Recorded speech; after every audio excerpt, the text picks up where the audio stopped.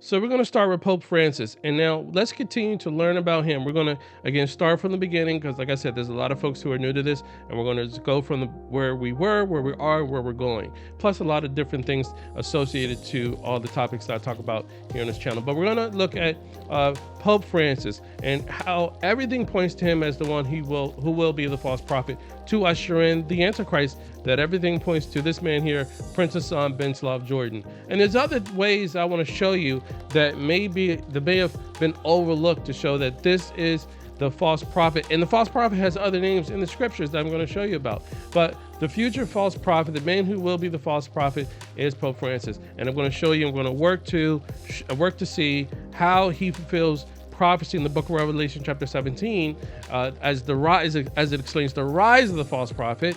And then we'll see how he comes to fulfill that role as the false prophet. It's similar to like this.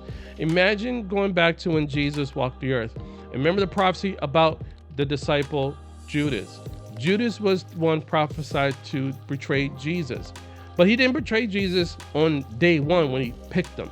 When Jesus chose Judas on day one, it wasn't until at a much later time where he fulfilled his role. He fully embodied that role of being the one prophesied to betray Messiah for 30 pieces of silver.